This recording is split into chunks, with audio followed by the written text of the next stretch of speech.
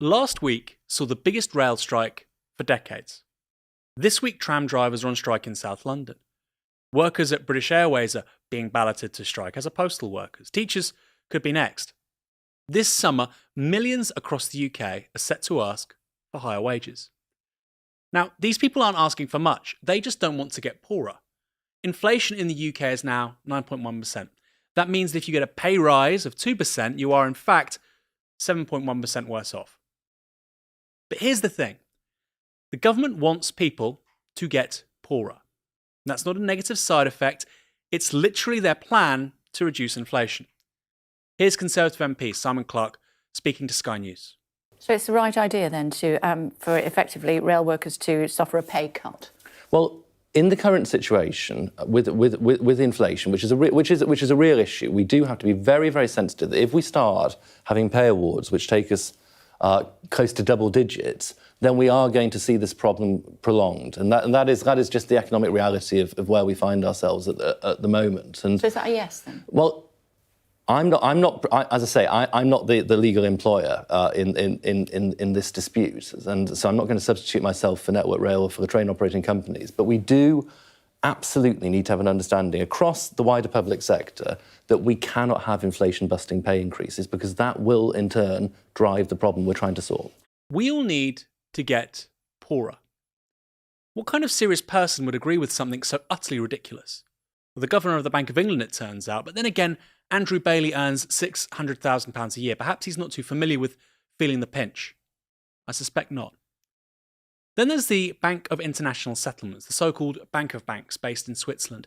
They agree with Simon Clarke and Andrew Bailey and just published a report predicting that the world's leading economies could experience stagflation, low growth and high inflation, something not seen since the 1970s. They were also clear on how that might play out. This is from Monday's Financial Times, predicting how companies would fight to prevent profit margins being squeezed and workers would defend their wages. So, when inflation occurs, one of two things has to happen. Two things. Either workers' wages rise to keep up with the cost of living and profits fall, or profits stay the same or even go up and people get poorer. It's a trade-off between big business and the rest of us. Now, this isn't someone who's just glued themselves to the front door of HSBC saying this. It's the Financial Times. So we know the government and the Bank of England have already picked a side. Both agree we shouldn't have pay rises that keep up with inflation and should just get poorer. I can't imagine a more politically toxic, unpopular thing to say, can you? But because of how our media works, it's just passed over as unimportant or not really explained. People will get poorer this year, that's just how it is. No big deal. It's certainly not as important as some of the heartbreaking stories published by the BBC last week of people trying to go to London to watch a West End show, but who weren't able to because of those mean strikers. Maybe some RMT members can't afford to heat their homes next winter, but that comes second to people watching Lion King or Frozen, the musical. Key to the government's argument is that workers demanding wage rises to keep up with inflation will themselves help increase inflation. But is that actually true? It's important to say we've seen runaway inflation for years. It's just that inflation was linked to assets, things like housing and the stock market. In 1997, the average house price was 4.5 times the average wage. Today, it's 10 times. But because wealthier people, whose interests are reflected by legacy media, benefited from that kind of inflation, not only was it not a problem, it was celebrated. This was inflation, but it was a source of economic strength. But it is true we're now seeing much higher inflation for the goods used to assess inflation, which bizarrely doesn't include the trivial issue of housing. And it's that figure, which is 9.1%, and that people are referring to. It's the highest it's been in 40 years. Where is that inflation coming from? Primarily the war in Ukraine, as the conflict pushes up prices for oil, gas, food, and resources. It's also partly to do with global supply chains, particularly China, not returning to how they were before the pandemic. So inflation for consumer goods is high, but that has nothing to do with wages. What this has meant, though, is enormous profits for big business. According to research from Unite the Union, profits for the UK's 350 biggest listed companies now are 73% higher than in 2019. That same report found UK-wide company profits increased almost 12% in the 6 months from October 2021 to March this year.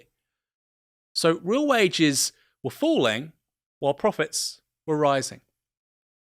Unite conclude that this profit jump is responsible for almost 60% of inflation in the last half year, as opposed to just 8.3%, which is due to labour costs. What's interesting is how little the government has said about all of this. When landlords put up rent by 15%, tenants are told, that's just the market, suck it up. But if those same tenants want a 15% pay rise in line with their increased rent, that's bad. How irresponsible? How could you?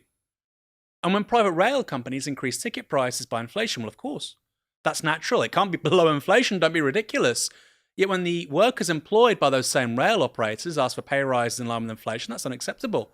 How could they be so greedy? It almost feels like the only thing that isn't allowed to increase is wages. Profits can go up, that's good. The value of assets can go up, that's good. It's been good for decades. It's the basis of our economy. Your bills, rent and travel costs can go up. Maybe it's not good, but it's sadly unavoidable. But not your wages. Those can't go up by the same amount. That would be bad economics. Bad economics for who?